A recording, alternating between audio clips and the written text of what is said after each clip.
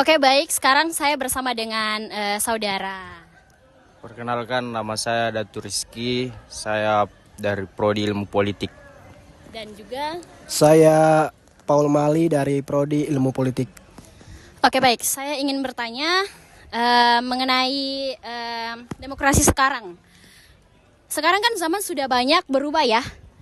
Menurut Anda, apakah mahasiswa masih menjadi agent of change dalam konteks demokrasi modern saat ini? Dan mengapa? Oke, baik. Terkait dengan agent of change atau agen perubahan, saya kira mahasiswa menjadi peranan penting. Mengapa? Karena keterlibatan daripada mahasiswa itu sendiri itu membuka kesadaran publik. Artinya bahwa mahasiswa ini mendobrak segala bentuk penindasan yang ada. Dia sebagai agen perubahan, baik itu sektor ekonomi, di sektor pendidikan, kesehatan, dan lain sebagainya. Artinya memang kita sebagai mahasiswa ini adalah agen-agen perubahan. Perubahan-perubahan seperti apa? Perubahan progresif untuk bagaimana kemudian tercipta itu yang disebut dengan kesejahteraan daripada masyarakat itu sendiri. Seperti itu kalau menurut saya. Oke, baik. Bagaimana dengan saudara Paul? Iya, kalau berbicara soal agent of change, mahasiswa itu sudah pasti pemuda, tapi pemuda belum pasti mahasiswa. Ya, kita melihat bahwa pergerakan-pergerakan tentang demokrasi, apalagi kita melihat tentang agent of change, mahasiswa tetap selalu menjadi peran aktif di dalam masyarakat sebagai gerbang utama dalam mendobrak gerakan-gerakan terbaru dalam menjunjung tinggi nilai-nilai demokrasi yang dimana menuju beberapa keadilan yang ada di Indonesia. Karena kita melihat kalau secara historis gerakan-gerakan pemuda itu lahir sebagai bentuk agen of change atau agen perubahan. Itu mungkin dari saya sendiri. Baik. Bisa potong dulu tuh. Kalau melihat kondisi demokrasi kita sekarang, pasti ada harapan dan pesan lain. Menurut Anda seperti apa harapan Anda ke depan dan pesan untuk teman-teman mahasiswa?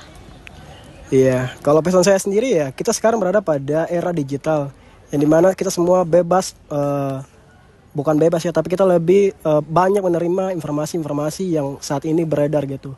Yang dimana pandangan-pandangan ideologi itu muncul, kita tahu bahwa pandangan-pandangan itu akan membentuk suatu pola pikir kita atau mindset kita gitu. Sebagai mahasiswa, harapan saya ke depannya kita harus selalu mengkampanyekan gitu isu-isu sosial yang ada, bahkan sampai pada perdamaian dunia. Mungkin dari saya begitu. Oke, baik.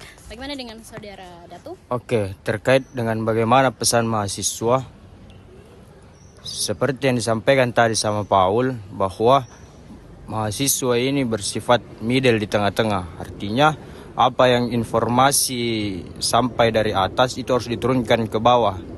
Kemudian apa informasi dari bawah itu harus dinaikkan ke atas. Nah, itu yang kemudian menjadi peranan daripada mahasiswa supaya peka terhadap struktur sosial.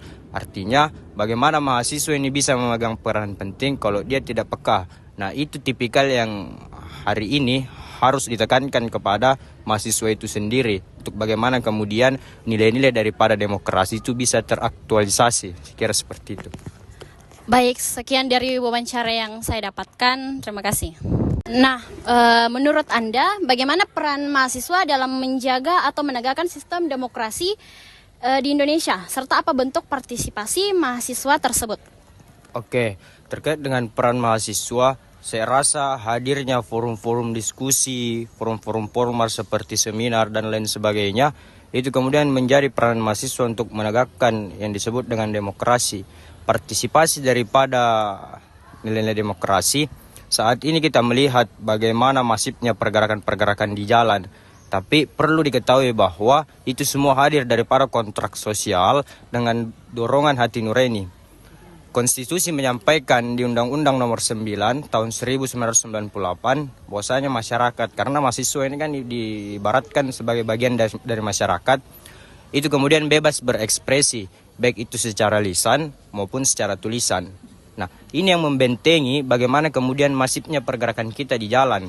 Artinya kita tidak semerta-merta turun ke jalan, tapi jelas isu yang kita bawa.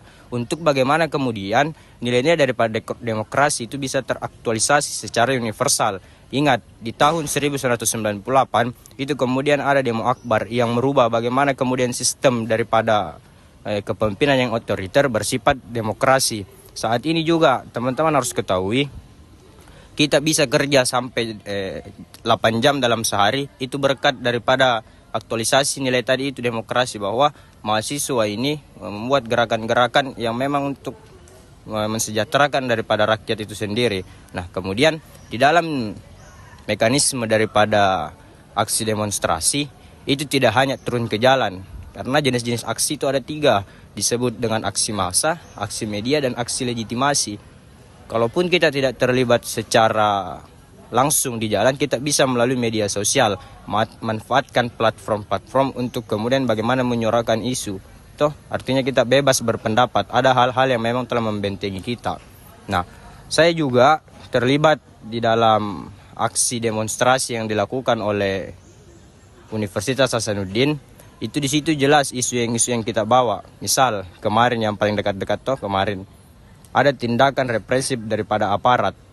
Artinya begini, wewenang dan tupoksi dari aparat itu untuk mengamani dan melindungi kini berubah menjadi menghakimi dan melindasi.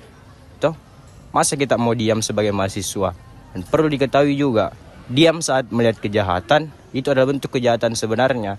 Jadi aktualisasi daripada nilai-nilai agen perubahan, moral force, itu kemudian harus dibangun supaya bagaimana prinsip demokrasi di negeri kita, terutama di Indonesia, itu bersifat keseluruhan. Artinya tidak ada oknum-oknum yang hanya menerapkan komunikasi satu arah. Melihat bagaimana definisi daripada demokrasi itu sendiri, bahwa kedaulatan tertinggi berada pada rakyat. Saya kira seperti itu. Baik. Bagaimana dengan Saudara Paul? Ya, seperti apa yang sudah disampaikan oleh Saudara Datu sendiri terkait dengan adanya diskusi-diskusi forum, itu sebagai bentuk di mana mahasiswa itu bisa berperan aktif, dan di mana tuh kita bisa melihat bahwa ada kesadaran-kesadaran yang mulai muncul untuk kepentingan kolektif, kepentingan bangsa gitu. Pergerakan-pergerakan itulah yang memunculkan supaya nilai-nilai demokrasi itu tetap ada dan tidak melenturkan nilai demokrasi itu, agar apa yang sudah disampaikan tadi oleh Datu sebagai bentuk penegakan terhadap nilai demokrasi itu sendiri. Mungkin saya tambahkan sedikit dari saya, begitu. Baik. Menurut Anda seberapa efektif demonstrasi sebagai bentuk perjuangan demokrasi? Iya. Di dalam demonstrasi itu sebagai bentuk, kalau kita melihat demonstrasi itu, kita bukan hanya melihat secara kuantitas maupun kualitas, tetapi demonstrasi itu sebagai bentuk representasi dari rakyat kepada mahasiswa yang dimana sebagai pendobrak ketika nilai demokrasi itu mulai luntur, mulai dipinggirkan. Saya pikir demonstrasi itu sebagai bentuk upaya untuk mewujudkan penegakan terhadap demokrasi itu sendiri. Ya. Baik, bagaimana dengan Saudara Datu? Ya, terkait dengan efektivitas daripada demonstrasi itu sendiri, saya rasa memang efektif karena begini. Hal-hal yang dilakukan teman-teman mahasiswa di jalan itu membangun kesadaran sosial. Contoh konkretnya kemarin ada statement daripada anggota legislatif yang sangat tidak mencerminkan bagaimana dia sebagai representatif perwakilan rakyat. Mahasiswa ini sudah mencoba melalui media akan tetapi belum mendapat yang bagaimana dorongan-dorongan supaya kemudian oknum-oknum seperti itu bisa dipecat atau diberhentikan. Setelah daripada pasca aksi demonstrasi yang masif, dia kemudian dikenakan hukuman. Artinya kan ini membangun kesadaran bahwa kita turun ke jalan itu ada hal yang memang urgent tidak semerta-merta kita turun ke jalan, tapi kita melihat bagaimana yang saya bilang di awal dari kontrak sosial tadi dengan dorongan hati nurani itu bisa membangun stabilitas daripada orang-orang yang di dalam individu-individu yang menjalankan